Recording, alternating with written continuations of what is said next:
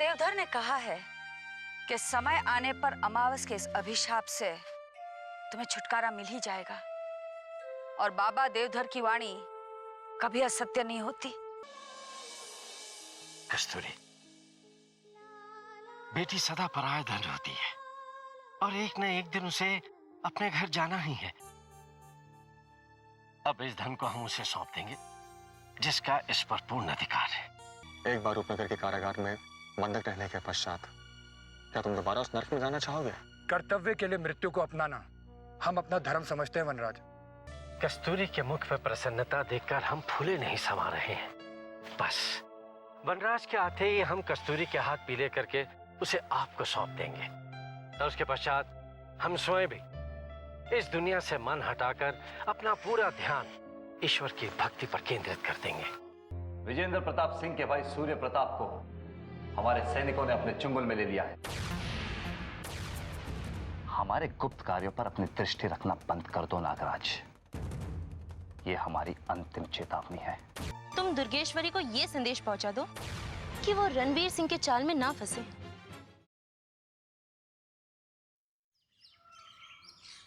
रूपमती जी, रूपमती जी।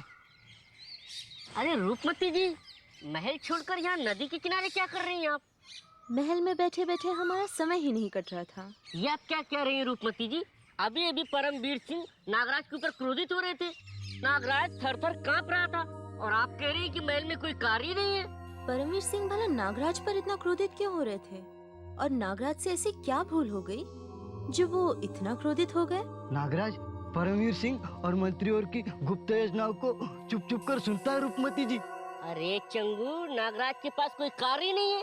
दिन भर महल में इधर उधर घूमता रहता है और इसकी बातें उससे और उसकी बातें इससे करता रहता है। अच्छा, तो नागराज इतना चतुर है? हम तो उसे भोला भाला समझ रहे थे। अभी आपको पता ही क्या है रूपमती जी, जब कलावती जी यहाँ रहती थी तो महल के कोने कोने की सूचना रखती थी। मंगू ठीक कह रहा है। कलावती जी महल के भीतर और महल के बाहर दोनों स्थानों की जानकारी रखती थी। महल के बाहर की जानकारी का उसे कैसे पता चलता होगा? क्या कलावती का भी कोई गुप्तचर था? अरे रूपमती जी, कलावती जी स्वयं एक गुप्तचर थी। वो नदी में स्नान करने के बहाने दूर जंगल में जाया करती थी और अपने शत्रुओं के षड्यंत्र को पता करके चुपके से वापस महल में आ जाया करती थी। आश्चर्य है, हम नहीं जानते थे कि कलावती इतनी चतुर थी। यदि हम उससे पहले मिले होते तो हम उससे अवश्य मित्रता करते, क्योंकि हमें चतुर मनुष्य बहुत पसंद है। अरे रूपमती जी, कलावती चतुर ही नहीं अपितु बहुत बहादुर भी थी। अरे कभी कभी तो रणवीर सिंह से उलझ जाया करती थी। सत्य कहूँ तो रणवीर सिंह भी उनसे भयभीत रहा करते थे। हाँ, यदि आपको भी मंत्रियों को भयभीत करना है तो आप भी नदी में रोज स्नान कीजिए। किंतु नदी में स्नान करने से मंत्रीवर क्यों भयभीत होंगे? वो तो हम नहीं जानते रूपमती जी, लेकिन कलावती जी नदी में नहाकर बहुत बहादुर हो गई थी। किंतु स्नान को जाते समय आप हमें अवश्य साथ ले जाया कीजिए। क्या कहा? मैं तुम्हें अब भी स्नान कराती हूँ, चूहे के बच्चों।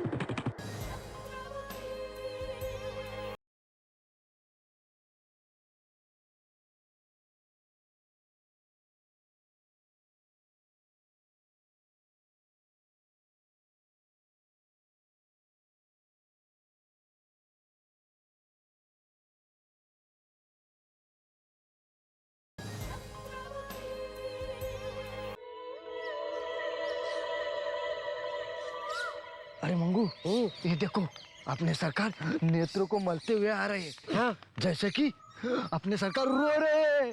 हाँ, मुझे लगता है उनके पिताश्री ने उनको डांटा फटकारा है। अरे अपनी सरकार किसी कार्य के तो है नहीं, तो उनके पिताश्री डांटेंगे नहीं तो और क्या करेंगे? हाँ। अब देखना, वो अपने पिताश्री का गुस्सा हम दोनों के ऊपर उतारेंगे। देखो वो इधर ही आ रहे हैं। चलो चलते। सरकार प्रणाम। अरे मूर्खों, तुम दोनों यहाँ हो? अरे सरकार, हम तो यहाँ टहलने के लिए आए थे, लेकिन आप इतने क्रोधित क्यों हो रहे हैं? क्या आज आपको किसी ने कुछ कह दिया क्या सरकार? हाँ, आज हमारे पिताश्री ने हमारा घोर अपमान किया। हम अपने कक्ष में आराम से सो रहे थे, तो अचानक हमारे पिताश्री आए और कहने लगे उठो उठो उठो। हमने बोला क्या है? बोले उठो और दातुन कर लो। अब तुम ही बताओ, कोई सोते हुए को दातुन करने के लिए बोलता है क्या? हाँ? पता नहीं, इनके पिताश्री इनके दांतों की क्यों चिंता करते हैं? स्वयं तो दातुन कुल्ला करते नहीं और इनको बोलते रहते हैं। यही तो हम सोच रहे हैं, यही पिछले दीपावली पर हमने दातुन किया था, यानी 10 महीने पहले। अब पिताश्री अपने दातुन की चिंता छोड़कर हमारे पीछे लगे हुए हैं। हम तो तंग आ गए उनसे। मूर्खों, हमारे कक्षों पैदा देने के स्थान पर क्या क्या कर रहे हो? अरे सरकार, यही तो बताने हम लोग आ रहे थे। अभी अभी हमें रूपमती मिली थी, वो नदी में स्नान करने जा रही है। अच्छा, नदी पर स्नान करने जा रही थी। आगे बताओ क्या हुआ? अरे सरकार, हमने उन्हें टोका कि नदी में बड़े बड़े मगरमच्छ है, अगर उन्हें भय लगे तो हम अपने सरकार को उनकी सुरक्षा के लिए भेज देते हैं। नहीं, हम नहीं जाएंगे, हम नदी में नहीं उतरेंगे, हमें मगरमच्छ से बहुत भय लगता है। हाँ सरकार, आप जैसा शूरवीर अगर डर जाएगा तो रूपनगर की युवतियाँ क्या सोचेंगी? सोचिए, वो एक युवती होकर के निडरता के साथ नदी में उतर सकती है, तो आप क्यों नहीं उतर सकते? हाँ, नहीं, हम नहीं जाएंगे। हमने कह देना, हम नहीं जाएंगे, बस नहीं उतरेंगे। आपको उतरना ही पड़ेगा, नहीं तो रूपनगर की प्रजा हम दोनों पर थू थू करेगी। हाँ। क्यों? अगर हम नदी में नहीं उतरेंगे तो रूपनगर की प्रजा तुम दोनों पे थू थू क्यों करेगी? बताओ। अरे सरकार, सोचिए, हमारा तो अपमान होगा ही, साथ में आपकी भी जगहसाई होगी। इस पूरे रूपनगर की कोई भी सुंदर कन्या आपकी ओर आंख उठा के भी नहीं देखेगी। ऐसा मत कहो। ऐसा कहो, ऐसा ना कहे। यदि कोई कन्या हमारी तरफ देखेगी नहीं तो ये सुंदरता किस काम आएगी? चलो चलते हैं। अरे सरकार, इधर। अच्छा, आज हमारे भाग खुल गए जो आपके दर्शन हो गए हुजूर। अब हमारा पूरा दिन बहुत अच्छा बीतेगा। अच्छा, देखो। अरे रूपमती जी, जैसे आप हमारे सरकार का इतना सम्मान करती हैं, वैसे हमारे सरकार भी आपको बहुत चाहते हैं। वो तो दिन रात आपके नाम की माला जपती रहती है। आपके नाम के सिवा इन्हें दूसरा कोई नाम अच्छा नहीं लगता। हमारे सरकार आपके लिए कुछ भी कर सकते हैं। क्या हमारे लिए कुछ भी कर सकते हैं? यानी हम कहे तो आप अपने प्राणों को त्याग भी सकते हैं? अरे प्राण क्या है, वो तो आपके लिए अपने पिताश्री को त्याग सकते हैं। आप एक बार इन्हें कह के तो देखिए, ये अभी तुरंत नदी में छलांग लगा देंगे। क्यों सरकार? आप चुप क्यों हो गए हुजूर? हमारे लिए एक बार नदी में छलांग मारकर दिखाइए ना, तब हम समझेंगे कि आप हमें चाहते हैं। नहीं, हम नदी में नहीं कूद सकेंगे। नदी में बहुत बड़े बड़े मगरमच्छ हैं। सरकार, क्या हुआ? प्रेम के लिए बड़े बड़े महाराजों ने प्राणों की आहुति दिए हैं। आप मगरमच्छों से मत डरिए, तत्काल नदी में कूद जाइए। नहीं, हम नदी में नहीं कूदेंगे। नदी में कूदेंगे तो मगरमच्छ हमें कच्चा चबा जाएंगे। अरे सरकार, मगरमच्छ अगर आपको कच्चा चबा जाएंगे तब तो आप अमर हो जाएंगे। आपका नाम रूपनगर में स्वर्ण अक्षरों से लिखा जाएगा सरकार। हुजूर, अपना सम्मान बचाइए और नदी में कूद जाइए। चुप रहो मूर्ख। यदि वीरता दिखाने की इतनी इच्छा है तो स्वयं कूद पड़ो नदी में। मैं? हाँ, तुम। यदि तुम चाहो तो मंगू को भी साथ ले जाओ। यदि दूसरी बार तुमने हमें नदी में कूदने के लिए कहा ना, तुम दोनों को उठा के नदी में फेंक देंगे। हाँ, कह देते हैं हम। इन वीर बालकों पर क्यों बिगड़ रहे हो धुआ सिंह जी? ये तो आपका सम्मान बढ़ाने के लिए आपको नदी में कूदने के लिए कह रहे थे। चलो मंगू, हमसे ये अपमान सहा नहीं जाता। हम दोनों नदी में कूद जाते हैं। इसके पश्चात रूपनगर की प्रजा और रूपमती हमें सदा सदा के लिए याद करती रहेगी। चलो। अरे नहीं चंगू मंगू, आप दोनों को नदी में कूदने की कोई आवश्यकता नहीं है। हम आपके वीरता की परीक्षा ले रहे थे और हम प्रसन्न हुए कि हमारे राज्य में आप जैसे वीर योद्धाएं रहते हैं। चलते हैं, अब देखते हैं रणवीर सिंह महल में कौन सी चाल चल रहा है। हमारी कोई भी योजना सफल नहीं हो पा रही है ज्वाला, इसीलिए हम हाथ पर हाथ धरे बैठे हैं। राजनीति की चौसर से हमारे पास से फिसलते जा रहे हैं, किंतु समय के अनुकूल होते ही हम महल में चल रही सारी उथल पुथल को अपने काबू में कर लेंगे।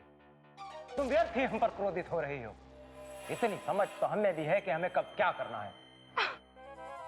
यदि तुम्हें इतनी ही समझ होती तो वो राजवीर सिंह तुमसे छीने हुए सिंहासन पर अब तक बैठा ना होता। अपना सिंहासन तो प्राप्त कर ना सके तुम, राज्य की बागडोर संभालोगे? राज्य की बागडोर हमारे अलावा कोई और संभाल भी नहीं सकता ज्वाला। जैसे ही अवसर मिलेगा हम रूपनगर को अपने अधीन कर लेंगे। तुम रूपनगर को अपने अधीन करोगे कुंवर? महल आए तुम्हें इतना समय बीत चुका है, अभी तक तुम्हें महाराज से मिलने तक की अनुमति तो प्राप्त नहीं हुई है। हमारे शत्रु हमारा पथ अवरुद्ध कर देते हैं ज्वाला। महाराज तक पहुंचने के लिए हमें सबसे पहले अपने शत्रुओं का नाश करना होगा। अपनी विवशता छिपाने का प्रयत्न मत करो कुंवर। तुमने अपना सारा समय बाहर से आए युवराजों को पकड़ने में ही नष्ट कर दिया। यदि इतना समय तुमने राजवीर सिंह को यहाँ से हटाने में लगाया होता तो इस राजमहल की बागडोर कब की तुम्हारी हाथों में आ गई होती। तुम हमें हमारे कार्य सिखाने का प्रयत्न मत करो ज्वाला। हमें कब क्या करना है ये हम अच्छी तरह से जानते हैं।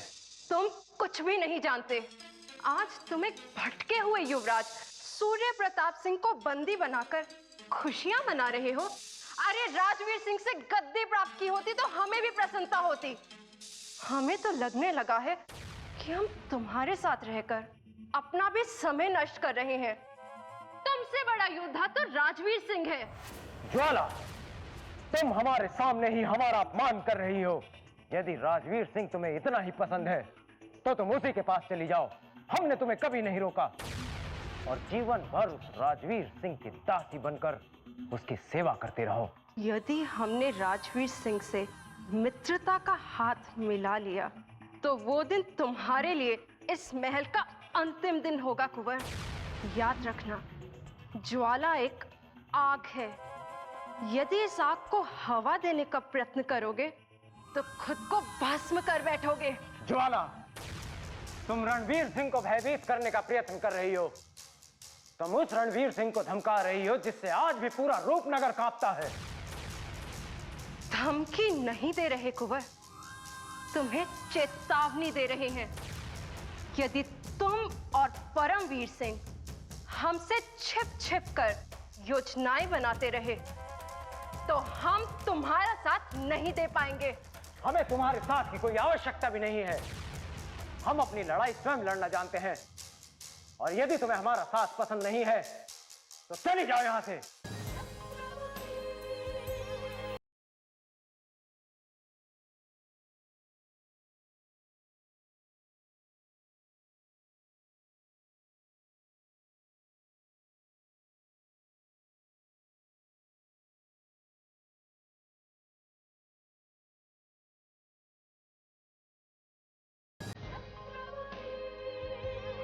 हम अपनी लड़ाई स्वयं लड़ना जानते हैं और यदि तुम्हें हमारा साथ पसंद नहीं है तो चली जाओ यहां से। अब जाने का समय आ गया है कुंवर, पर हम ये महल छोड़कर नहीं जाएंगे। जो कार्य अब तक तुम्हारे साथ करते आए हैं, अब वही कार्य हम महामहिम राजवीर सिंह के साथ करेंगे। तुम हमारे बिना कुछ नहीं कर सकती हो ज्वाला। तुम्हें इस बात का अनुमान भी नहीं है कि हमसे अलग होने के बाद तुम्हारा कितना बुरा हर्ष होगा। जाओ, आज से हम तुम्हें अपनी सेवाओं से मुक्त करते हैं। तुम हमें मुक्त करोगे कुंवर? आज ज्वाला स्वयं तुम्हारी तुच्छ सेवा को ठोकर मारती है।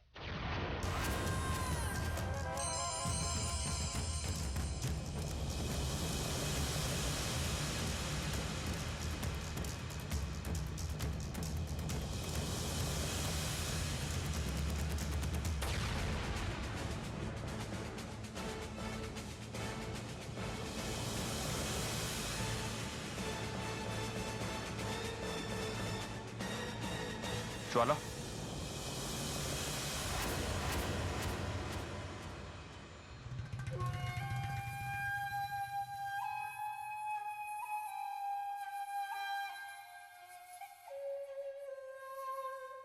क्या बात है ज्वाला?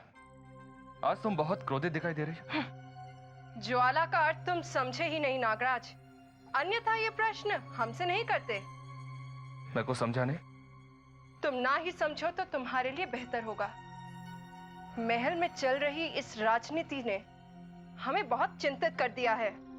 हमें लगता है हमें शीघ्र ही तुम्हारे महामहिम से मिलना होगा। महामहिम से मिलना होगा? ज्वाला, तुमने तो कभी महामहिम का नाम तक नहीं लिया, फिर आज अचानक तुम्हें उनकी याद कैसे आ गई? यदि तुम्हें कोई कार्य है तो मुझे बता दो। नहीं, हमें जो कहना है वो तो हम तुम्हारे महामहिम से ही कहेंगे। नागराज, शीघ्र बताओ, महामहिम राजवीर सिंह इस समय कहाँ मिलेंगे? वो इस समय महल में नहीं है ज्वाला। वो महामंत्री जी के साथ किसी आवश्यक कार्य से महल के बाहर गए हुए। पर तुम संकोच मत करो। तुम जो कुछ भी कहना चाहती हो वो मुझसे कह दो। क्या मुझ में और महामहिम में कोई अंतर है ज्वाला? हमने कह दिया ना, हम केवल महामहिम से बात करेंगे। हमें सिर्फ इतना बताओ कि वे महल वापस कब लौट रहे हैं। ज्वाला, मैं तुम्हें कुछ नहीं बता सकता, क्योंकि महामहिम ने मुझे ये नहीं बताया कि वो महल में कब तक वापस लौटेंगे। ज्वाला, बुरा मत मानना, तुम मुझे कुछ भी नहीं बताती हो। क्या तुम मुझे पराया समझती हो? हाँ, मेरा विश्वास करो, मैं तुम्हारा बहुत सम्मान करता हूं ज्वाला, बहुत सम्मान। अब हमें इस महल में किसी पर विश्वास नहीं रहा नागराज, केवल महामहिम पर भरोसा रह गया है। इस महल में कोई किसी का सगा नहीं है, सब अपने अपने स्वार्थ के लिए जी रहे हैं। तुम सत्य कह रही हो ज्वाला, एकदम सत्य कह रही हो। मैंने भी मंत्रीवर रणवीर सिंह के लिए बहुत कार्य किए हैं, बहुत कार्य, किंतु उन्होंने आज तक मेरा सम्मान नहीं किया है। लगता है मंत्रीवर रणवीर सिंह ने तुम्हारा भी मन दुखाया है। कोई बहुत बड़ी ठेस पहुंचाई है तुम्हें? ज्वाला के सम्मान को ठेस पहुंचाने वाला कभी इस महल में सुखी नहीं रह सकता नागराज। तुम जो हमसे जानना चाहते हो वो हम तुम्हें नहीं बताएंगे। महामहिम जब महल में वापस लौटे तो उन्हें एक संदेशा दे देना कि ज्वाला उनसे मिलना चाहती है। तुम निश्चिंत रहो ज्वाला, तुम्हारा ये संदेश महामहिम तक अवश्य पहुंच जाएगा। ठीक है।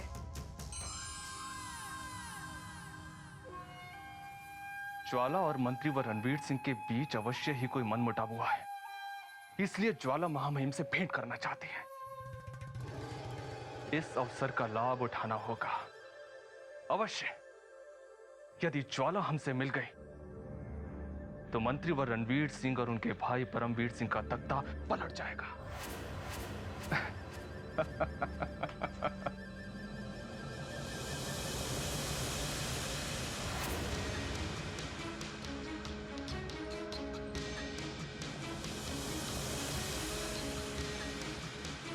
सूर्य प्रताप सिंह, इसी सूर्य प्रताप सिंह ने हमें और हमारे भाई जी को बहुत पीड़ा पहुंचाई है। ध्यान में रहे जयचंद, किसी भी मूल्य पर यह हमारे चुंगल से निकलना नहीं चाहिए। इस पर दिन और रात अपनी दृष्टि जमाए रखना। आप चिंता मत करें हुजूर, अब तो सूर्य प्रताप क्या, उसकी परछाई भी हमारे कारागार से बाहर नहीं निकल सकती। हमने अपने गुप्त कारागार में उस पर सख्त पहरा लगा दिया है। हमें तुमसे यही उम्मीद थी जयचंद। विजेंद्र प्रताप सिंह ने जो हमारे कारागार से भागकर भाई जी को पीड़ा पहुंचाई थी, उसका बदला अब हम उसके भाई सूर्य प्रताप को तड़पा तड़पा कर लेंगे। आपने तो मेरे मन की बात कह दी हुजूर। सूर्य प्रताप को हम इतना तड़पाएंगे कि ना तो वो मर सकेगा और ना ही जीवित रह सकेगा। हो सकता है कि सूचना मिलते ही दुर्गेश्वरी सूर्य प्रताप सिंह को हमारे कारागार से छुड़ाने का प्रयत्न करे। यदि उसने ऐसा साहस किया तो हम उसकी समाधि हमारे कारागार में ही बना देंगे। अब दुर्गेश्वरी में इतना साहस नहीं है हुजूर कि वो हमारे कारागार तक पहुंच सके। मैंने अपने गुप्तचरों को कारागार से कोसों दूर तक पहरा लगा दिया है। यदि उसने कोई भी चालाकी करने की कोशिश की तो अकाल मृत्यु को प्राप्त हो जाएगी। हमें तुमसे यही उम्मीद थी जयचंद, यही उम्मीद थी। यदि हमारे जाने के पश्चात सूर्य प्रताप सिंह ने कोई उत्पात मचाने का प्रयत्न किया तो उसके प्राण छीन लेना। अब हम देखते हैं कि दुर्गेश्वरी अपने प्राण कैसे बचाती है।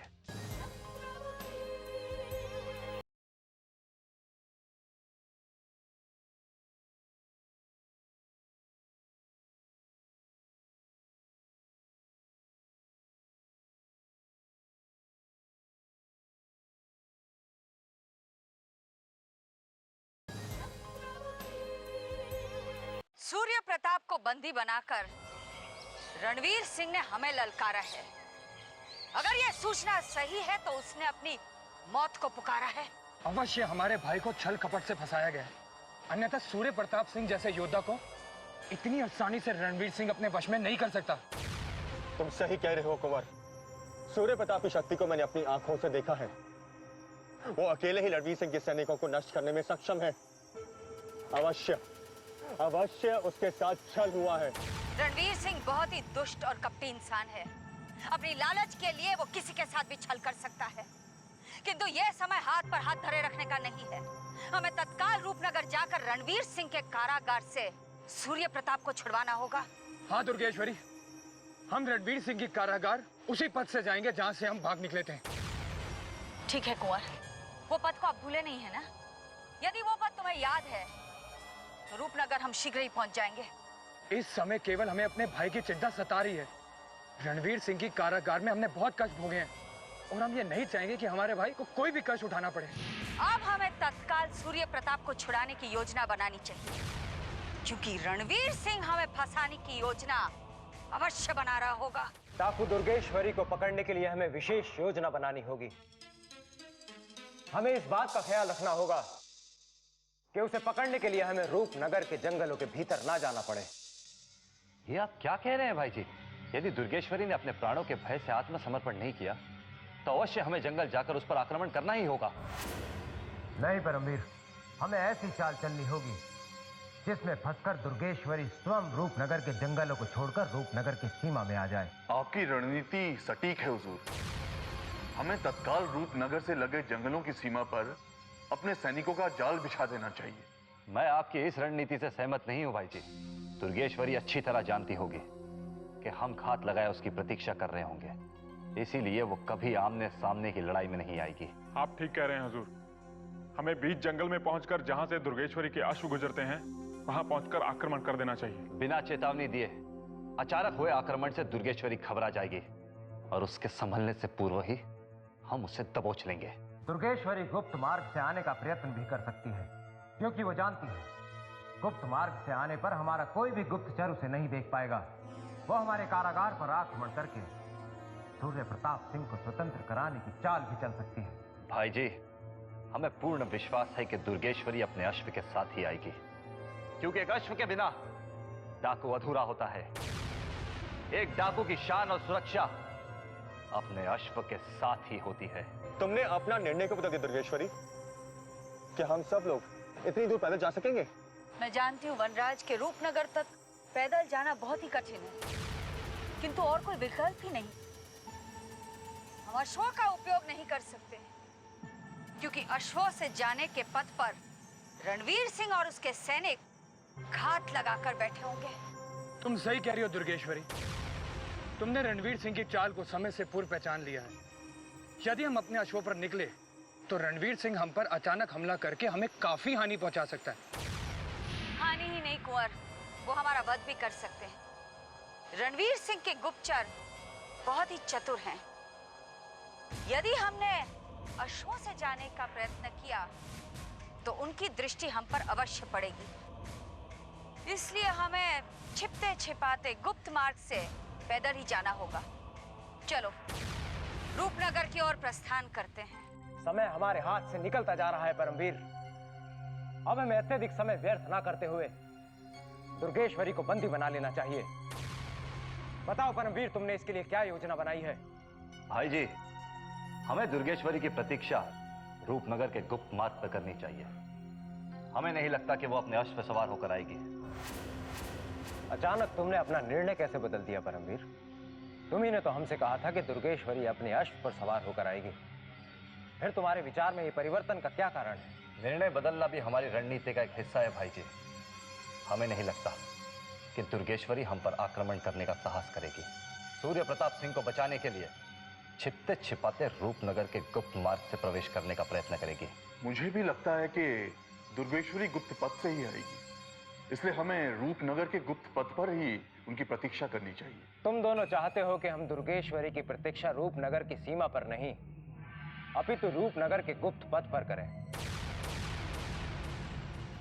तुम क्या कहते हो विक्रम सिंह? क्षमा कीजिए हुजूर, मुझे नहीं लगता कि दुर्गेश्वरी गुप्त पथ से आएगी, क्योंकि दुर्गेश्वरी ने जब भी अपने शत्रु पर आक्रमण किया है उसने अपने शत्रु को पहले सामने से ललकारा है।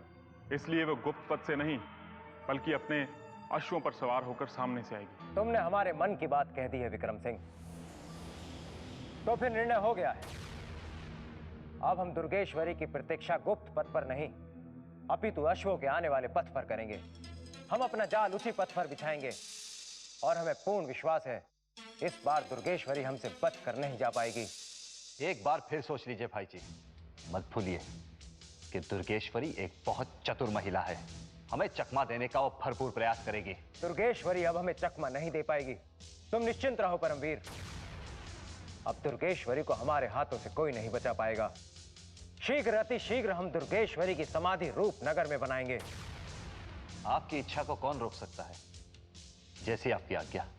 अब हमें तुरंत सीमा की ओर प्रस्थान करना चाहिए।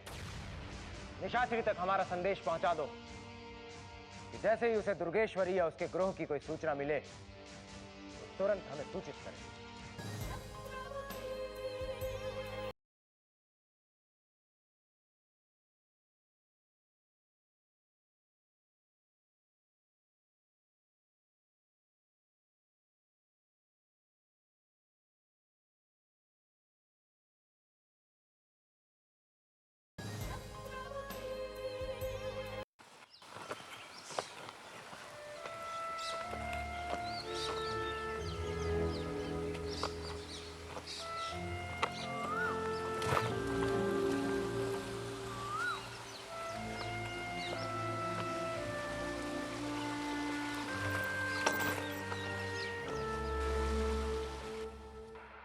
हमें लग रहा है कि हम भटक चुके हैं। ये रूपनगर का मायावी पथ नहीं है।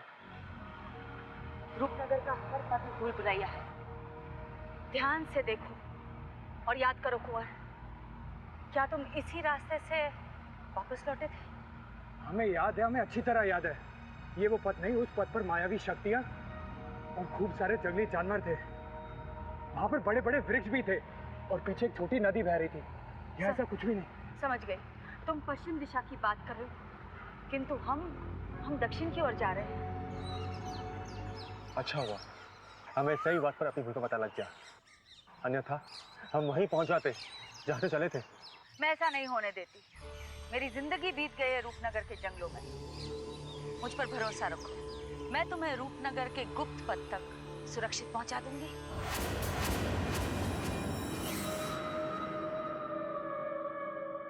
अब चाहे कुछ भी हो जाए, हमें शीघ्र से शीघ्र रूपनगर के पथ पर पहुंचना होगा। यदि हमें थोड़ी भी देर हो गई तो हमारे भाई के प्राण संकट में आ सकते हैं। सही कह रहे हो तुम कुंवर, हमें तत्काल पश्चिम की ओर कूच कर देना चाहिए।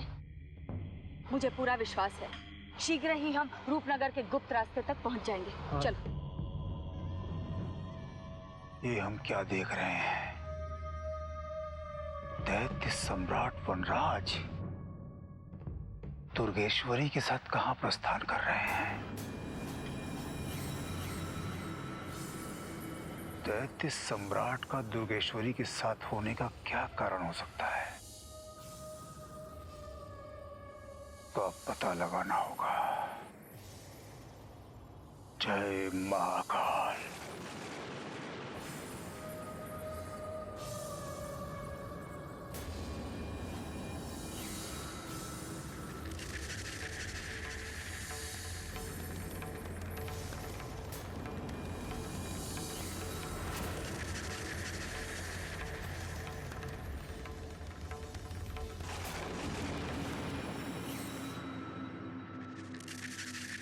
ओम ह्रीं क्लीं फट काल भैरवाय नमः।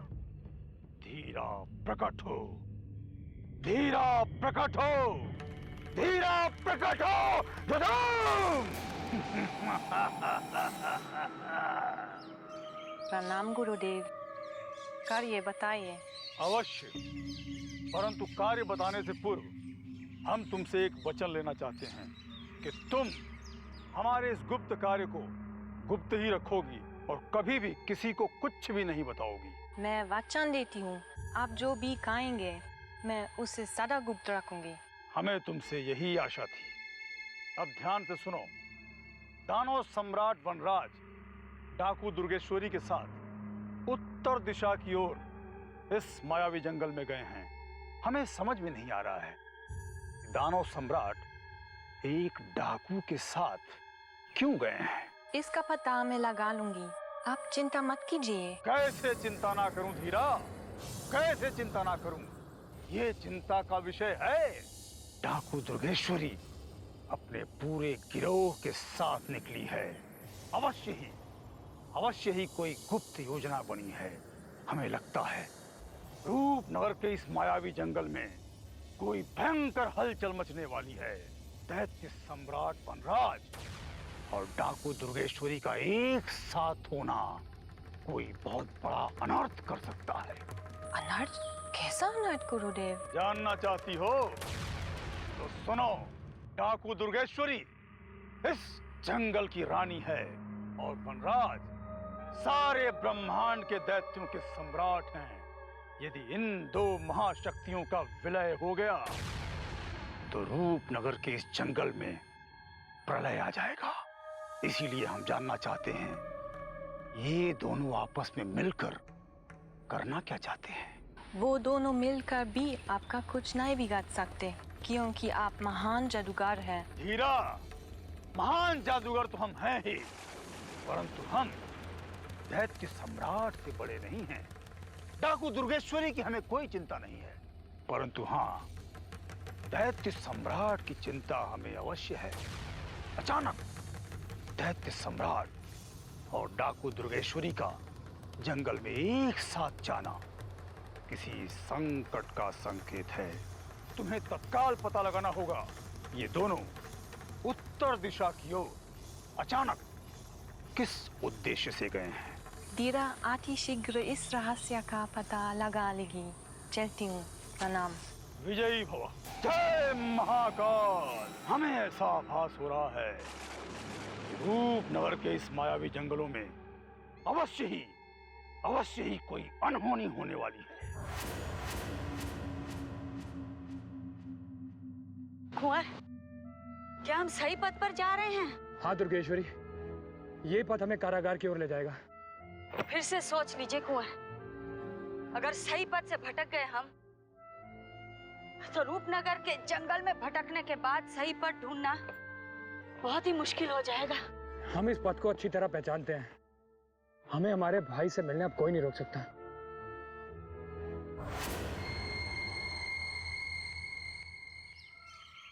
कुंवर, हम कच्चे रास्ते से पैदल तो जा रहे हैं, फिर भी हमें रणवीर सिंह के सैनिकों से सतर्क रहना पड़ेगा, क्योंकि वो दिन रात जागकर पहरा देते रहते हैं। तुम चिंता मत करो दुर्गेश्वरी, हम रणवीर सिंह के सैनिकों और गुप्तचरों की आंखों में छोड़कर आगे बढ़ जाएंगे।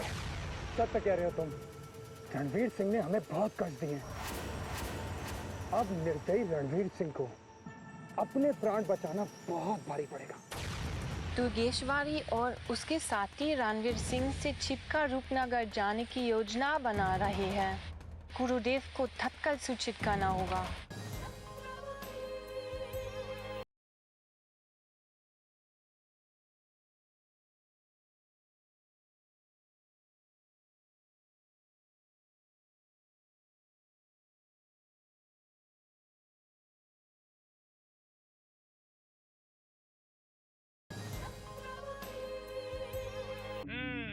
आओ धीरा आओ। हमें पूर्ण विश्वास है कि तुम अवश्य ही हमारे लिए कोई शुभ संदेश लेकर आई होगी। बोलो, दुर्गेश्वरी वनराज को लेकर कहां और किस उद्देश्य से गई है? दुर्गेश्वरी वनराज और अपने साथियों को लेकर गुप्त पथ से रूपनगर की ओर निकली है। क्या? गुप्त पथ से रूपनगर की ओर निकली है? परंतु उसका वहां जाने का उद्देश्य क्या है? पता नहीं गुरुदेव, बस मैंने इतना सुना कि वो सब रणवीर सिंह छिप कर गई है। क्या? ओ दुर्गेश्वरी, जो अपने शत्रुओं को ललकार कर उन पर आक्रमण किया करती थी, आज उसी दुर्गेश्वरी ने छिपकर गुप्त पथ से जाने का निर्णय क्यों लिया? क्यों? वो रणवीर सिंह के गुप्तचरों की दृष्टि में नहीं आना चाहती थी, इसलिए उसने गुप्त मार्ग चुना है। इसका तात्पर्य ये हुआ कि दुर्गेश्वरी रणवीर सिंह के विरुद्ध कोई षड्यंत्र रच रही है और इस षड्यंत्र में वनराज उसका साथ दे रहा है। परंतु वो उसका साथ क्यों दे रहा है, हम कुछ समझ नहीं पा रहे हैं। क्या हो रहा है और क्यों हो रहा है? आप चिंता मत कीजिए, इसका पता भी मैं शीघ्र लगा लूंगी। वो तो ठीक है धीरा, परंतु हमें चिंता इस बात की है कि वनराज जैसा महाशक्तिशाली दैत्य सम्राट रणवीर सिंह से डर कर कैसे चला गया। तुम्हें तत्काल इसका पता लगाना होगा। आदेश दीजिए गुरुदेव, आप मुझे क्या करना है? तुम्हें इस रहस्य का पता लगाने के लिए दुर्गेश्वरी और वनराज का पीछा करना होगा। वो जहां जहां से भी गुजरे उन पर कड़ी दृष्टि रखनी होगी। जब तक हम उनके उद्देश्य का पता नहीं लगा लेते तब तक, हाँ तब तक हम चैन से नहीं बैठेंगे। इस रहस्य को जानने के लिए मुझे थोड़ा समय चाहिए गुरुदेव। दिया, हमने तुम्हें थोड़ा समय दिया, परंतु शीघ्र इस रहस्य का पता लगाओ। जाओ और दुर्गेश्वरी और उसके गिरोह के पीछे साए की तरह पड़ जाओ।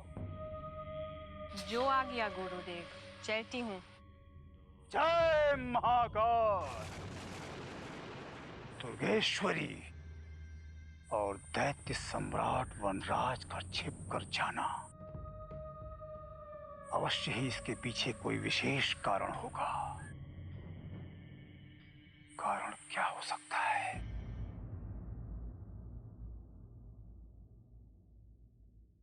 परमवीर, यह स्थान हमें सुरक्षित लग रहा है। हम यहीं पर रुककर दुर्गेश्वरी की प्रतीक्षा करेंगे। पड़ाव डलवा दिया जाए। सैनिकों, जाओ और जाकर पथ में पड़ाव डाल दो।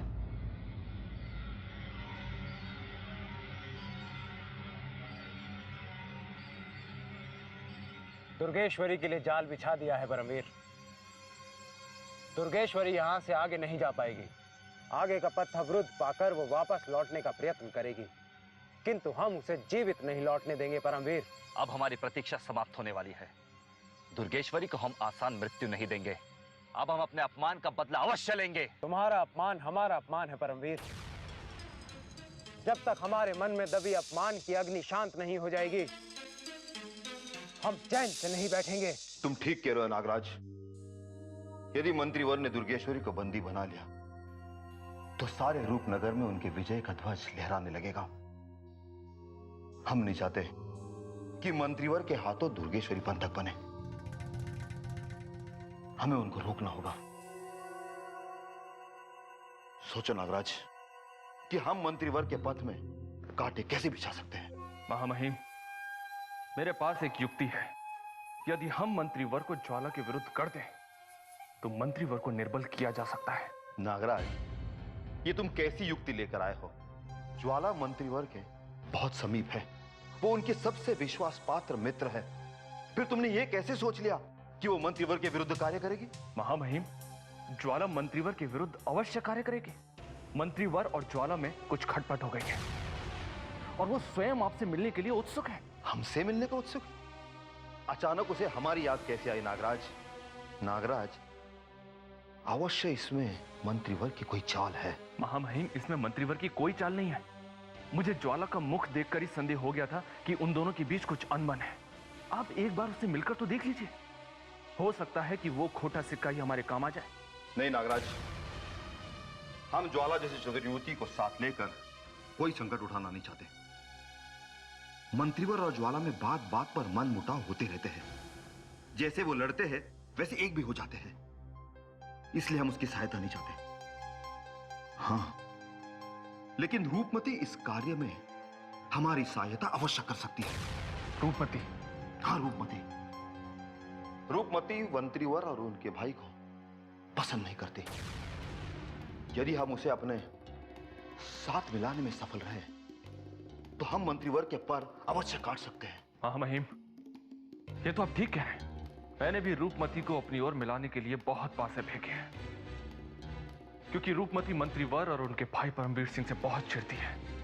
इसलिए मुझे पूर्ण विश्वास है कि वो हमारा साथ अवश्य देगी। लेकिन महामहिम, चतुर तो रूपमती भी बहुत है। आपको उसके साथ बहुत चतुराई से बात करनी होगी। नागराज, रूपमती कितनी भी चतुर क्यों ना हो, वो हमसे छल कभी नहीं करेगी। क्योंकि मंत्रीवर की तरह हमने इतने आसानी से किसी को अपने रहस्य नहीं बताए। ज्वाला मंत्रीवर के बहुत रहस्य जानती है, इसलिए मंत्रीवर उसके सामने दबे दबे रहते हैं।